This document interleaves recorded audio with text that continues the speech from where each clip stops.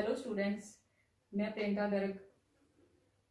आज फिर हम इलेक्ट्रोस्टैटिक्स के नेक्स्ट टॉपिक के साथ मिल रहे हैं, जो कि है electric field intensity due to a system of charges. पिछले लेक्चर में हमने क्या किया था? Electric field intensity due to a point charge. अब क्या करने जा रहे हैं? Electric field intensity due to a system of charges.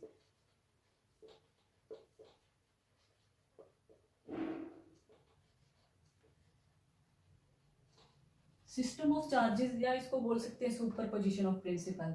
तो superposition principle system of charges का क्या मतलब है कि आपके पास बहुत सारे सोर्स चार्जेस है। तो आपने एक टेस्ट चार्ज ले लिया, उस टेस्ट चार्ज के ऊपर सभी सोर्स चार्ज फोर्स एक्सपीरियंस करेंगे। वो आपने फोर्स चार्ज जो फोर्स एक्सपीरियंस कर रहे हैं, तो उसके कारण इलेक्ट्रिक फील्ड आएगी। तो वो आपने इलेक्ट्रिक फील्ड की वैल्यू निकालनी है कि टोटल इलेक्ट्रिक फील्ड आपके पास कितनी आएगी। सपोज कर लीजिए आपका पॉइंट ये ओरिजिन है कि एक आपके पास सोर्स चार्ज पड़ा है क्यू, यहाँ पे दूसरा source charge R1 position vector पे पड़ा है।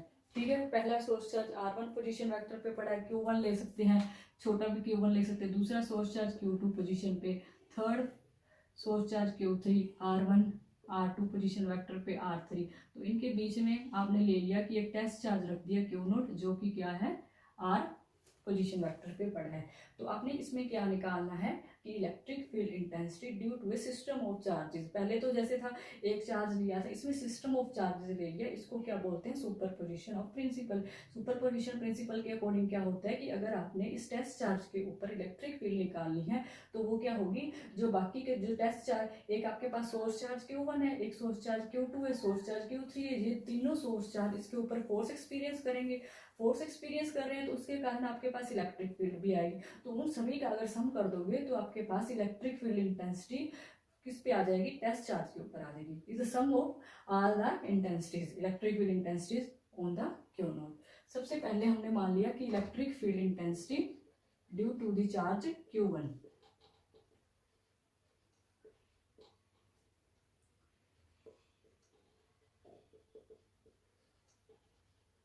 आपने सबसे पहले चार्ज Q1 के कारण निकाल लो, ड्यू टू चार्ज Q1। तो इलेक्ट्रिक फील्ड इंटेंसिटी आपने पहले देखा ही था कि कैसे निकालते हैं, force upon test charge. Force आपको पता ही है कि ये चार्ज इसके ऊपर फोर्स लगाएगा, तो कितनी होगी? 1/4πε0 Q1 अपॉन R स्क्वायर। यहाँ पे आपने क्या लेना है? दोनों का पोजीशन वेक्टर क्या ले लोगे? R minus R1। तो जो आपके पास इलेक्ट्रिक फील्ड इंटेंसिटी है 1/4πε0 क्यों? टेस्ट चार्ज से तो डिवाइड करते हैं। आपको मैं सिंपली एक में बता देती हूँ, बाकी में आप सभी सेम वैसे ही आएगी। ठीक है, पहले सबसे कूलम्स लॉ के अकॉर्डिंग आपके पास फोर्स कितनी आएगी? 1/4πε0 multiplication of the charges divided by R vector minus R1 की क्यूब, साथ में आ जाएगा R माइनस R1 वेक्टर। ये आपके पास क्या है? Electric field intensity. पहले फोर्स है, ये फोर्स किसके इक्वल है? 1/4πε0 Q0 R माइनस R1 की क्यूब, R माइनस R1। अब आपको क्या निकालना है? इलेक्ट्रिक फील्ड इंटेंसिटी निकालनी है। तो electric field intensity force upon test charge के इक्वल होती है। तो 1/4πε0 Q R माइनस R1 की cube position vector of R minus R1। ये क्या आ गई आपके पास? जो इलेक्ट्रिक फील्ड इंटेंसिटी आई है due to the charge Q1 on test charge Q0। Similarly आप क्या करोगे? पहले E1 लिख दो, E2 के Q2 चार्ज के कारण निकालनी है, तो Q2 चार्ज के कारण कितनी आ जाएगी? यहाँ पे जो Q1 चार्ज आ रहा है आपका, तो उस पर क्या आ जाएगा? Q2 चार्ज आ जाएगा। ठीक है, सिमिलरली Q3 चार्ज पे आ जाएगी। सभी नोट कर लिए यहां तक?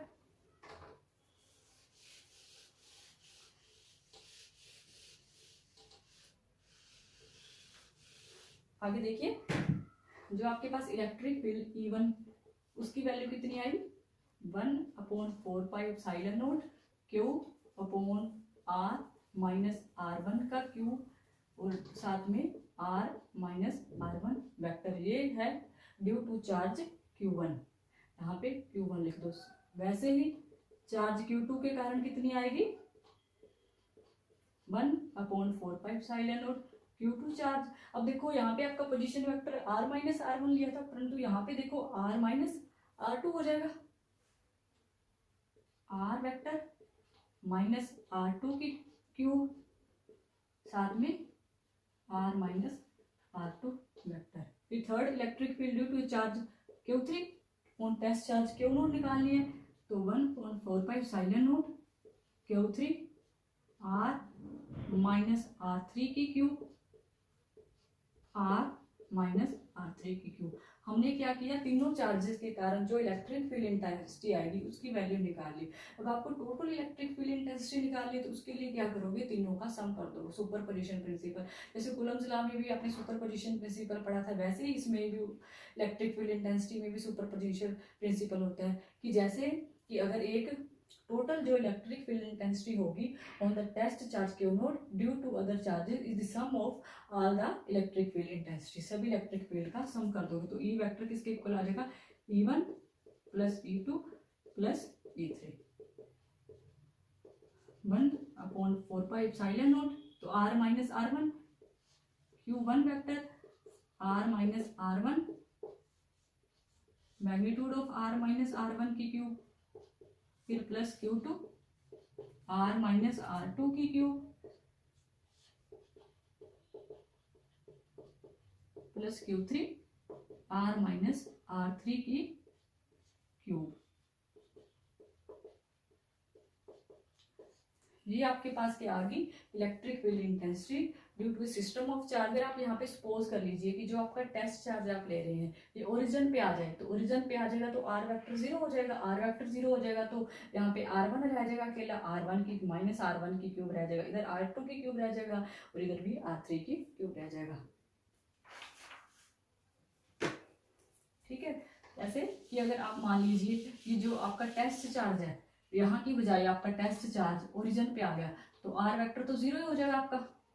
अगर R वेक्टर R0 हो गया, if the point P is at the origin, तो आपका R वेक्टर 0 हो जाएगा, तो जो इलेक्ट्रिक फील्ड इंटेंसिटी किसकी इक्वल आ जाएगी, 1/4 एप्सिलॉन नॉट Q1 माइनस, बाहर निकाल दीजिए, कॉमन निकाल दिया, माइनस R1 वेक्टर, नीचे मैग्नीट्यूड ऑफ R1 की क्यूब, फिर Q2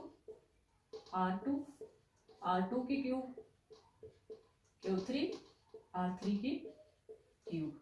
ये क्या हो गया आपका सुपरपोजिशन प्रिंसिपल कि आपने टोटल इलेक्ट्रिक फील्ड कैसे निकालनी है। जो पहले हमने टॉपिक पढ़ा था वो क्या था कि electric field intensity due to a point charge कितनी होती है, कि अगर आपका पॉइंट चार्ज है वो ओरिजिन पे है या फिर अदर पॉइंट पे है। तो इसमें क्या पढ़ रहे हैं कि electric field intensity due to a system of charges, कि अगर आपके पास बहुत सारे चार्जेस है तो उसके कारण इलेक्ट्रिक फील्ड इंटेंसिटी कैसे आती है। तो क्या करना है, सिंपली है कि सभी एक टेस्ट चार्ज लेना है। सबसे पहले टेस्ट चार्ज के ऊपर सभी की वजह से जो इलेक्ट्रिक फील्ड आ रही है उसकी वैल्यू निकाल लो, निकल गई जाएगी, तब उसका सभी का सम कर दीजिए। जब वैल्यू आ जाएगी तो सबका सम कर दीजिए, तो आपके पास टोटल इलेक्ट्रिक फील्ड आ जाएगी due to a system of charges. ठीक है, आपका ये टॉपिक कंप्लीट हो गया, समझ आ गया सभी को। फिर नेक्स्ट टॉपिक स्टार्ट करें। जो आपका नेक्स्ट टॉपिक है वो क्या है, electric field intensity due to a continuous distribution of charge.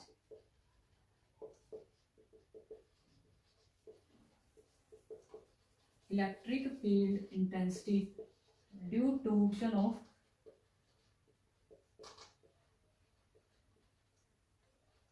Distribution of charge.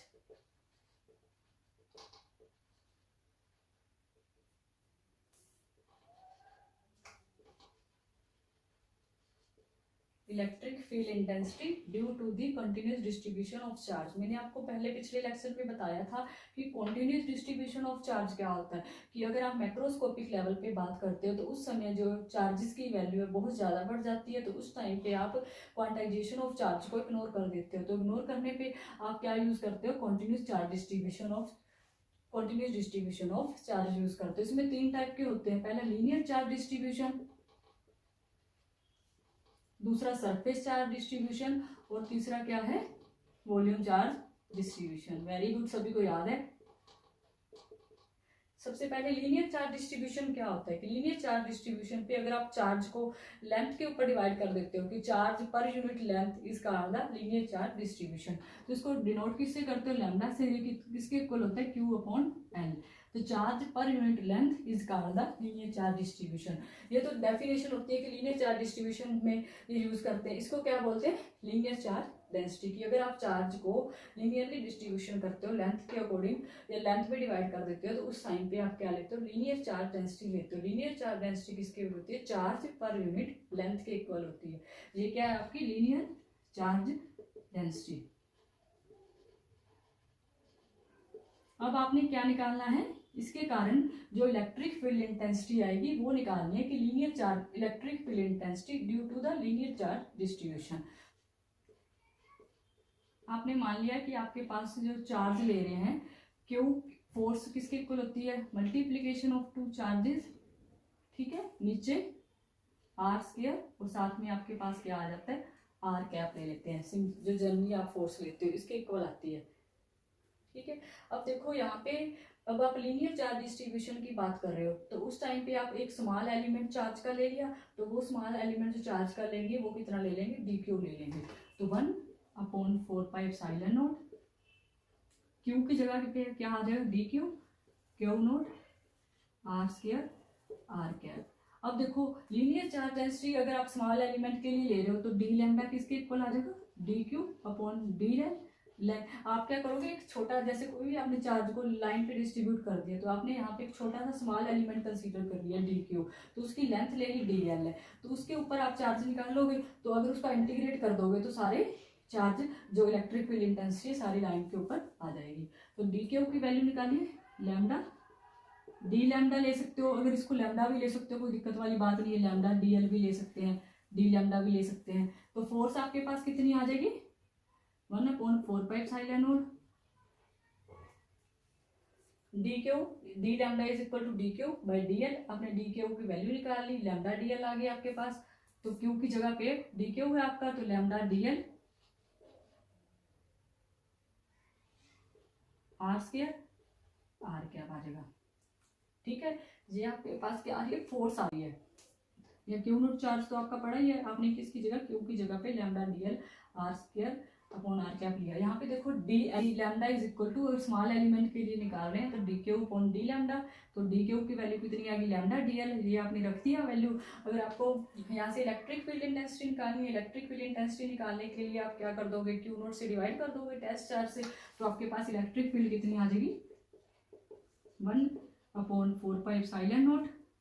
Q naught तो टेस्ट चार्ज कैंसिल हो जाएगा, तो lambda D L upon are square R cap. तो अगर आपने पूरे सिस्टम पे निकाल रहे हो इलेक्ट्रिक फील्ड इंटेंसिटी, तो क्या कर दोगे? इसका लीनियर चार्ज डिस्ट्रीब्यूशन के कारण इलेक्ट्रिक फील्ड इंटेंसिटी की वैल्यू निकाल रहे हैं। तो इलेक्ट्रिक फील्ड इंटेंसिटी निकालने के लिए सबसे पहले आपको लीनियर चार्ज डिस्ट्रीब्यूशन का पता होना चाहिए कि लीनियर चार्ज डिस्ट्रीब्यूशन पे जो लीनियर चार्ज डेंसिटी यूज करते हैं वो किसके इक्वल होती है? चार्ज पर यूनिट लेंथ के इक्वल होती है। तो आपके पास जो फोर्स है, फोर्स कूलम्स लॉ से निकाल ही लोगे, लेनी आपने 1/4πε0 product of charges divided by their distance into unit vector, जो कि हमें डायरेक्शन बताता है। 1/4πε0। अगर आपने सपोज कर लिया कि आपके पास स्मॉल एलिमेंट है, तो स्मॉल एलिमेंट के लिए क्या ले लिया? D Q, Q naught upon are square, small charge ले लिया, तो lambda D Q upon D L हो जाएगा। तो यहाँ से आपने क्या निकाल लिया? डी क्यू की वैल्यू निकाल ली, ये आ गया। अगर आपने टोटल इलेक्ट्रिक फील्ड निकाल इंटेंसिटी निकाल लो, तो इसके लिए क्या कर दोगे? इंटीग्रेशन कर दोगे, lambda D L upon are square R cap. ये क्या आ जाएगा? Electric field intensity due to a linear charge distribution की। अगर लीनियर चार्ज डिस्ट्रीब्यूशन के कारण जो इलेक्ट्रिक फील्ड निकालनी है, तो ये इसके इक्वल आ जाएगी। लैम्डा तो कॉन्स्टेंट है आपका, D L upon are square R cap हो जाएगा, ठीक है। नोट कर लीजिए यहाँ तक। दूसरा जो हमारा अगला है, पहले तो लीनियर चार्ज डिस्ट्रीब्यूशन है, उसके बाद क्या है? Surface charge distribution.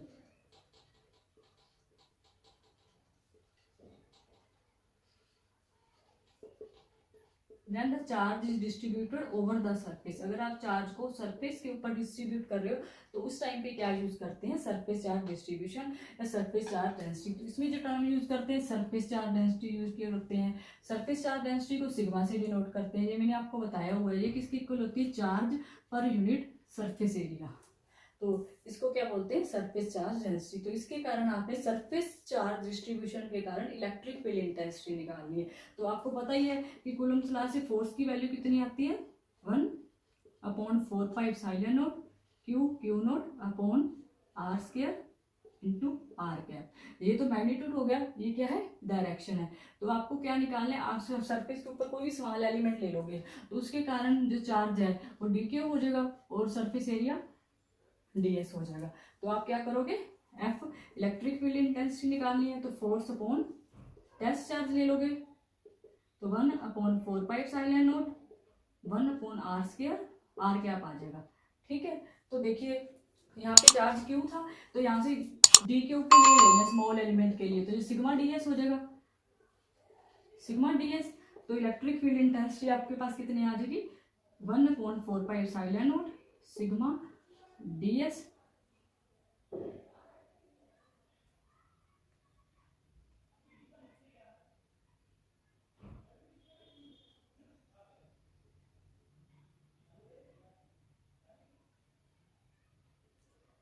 Small element के लिए क्या ले रहे हैं, डी क्यू 1/4πε0 ले लिया सिग्मा ds। अगर आप यहाँ से भी इंटीग्रेट कर दो इसको, चार्ज क्यू का वैल्यू कितना आ जाएगी, इंटीग्रेशन ऑफ सिग्मा ds के इक्वल आ जाएगा। अगर पूरे पे निकालना है तो sigma ds r² are cap, ये कितना आ जाएगा, इसकी इंटीग्रेशन कर देंगे तो ये आपके पास क्या आ जाएगी, electric field intensity due to the surface charge distribution. ठीक है, सभी को समझ आ गया।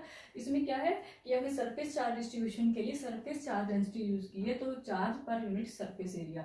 तो सरफेस एरिया क्यू अगर स्मॉल एलिमेंट के लिए ले रहे हैं तो डी क्यू अपॉन ds। अगर आप यहाँ से भी देखो डी क्यू दिया, आपको पता है कि डेरिवेटिव और इंटीग्रेशन एक दूसरे के अपोजिट होते हैं, तो आपको यहाँ से अगर अपन क्यू चार्ज निकालना है तो वो किसके इक्वल हो जाएगा, सिग्मा ds के इक्वल। तो आपके पास या तो डी क्यू का वैल्यू रख दो या आप क्या रख दो, क्यू का वैल्यू रख दो, तो sigma ds r² are cap आ जाएगा। ये आपके पास क्या आ जाएगी, इलेक्ट्रिक फील्ड इंटेंसिटी। खुद इसमें खुद भी ट्राई करके देखना, मैं आपको करवा तो देती हूँ। ठीक है, electric field intensity due to a volume charge distribution, electric field intensity due to a volume charge distribution.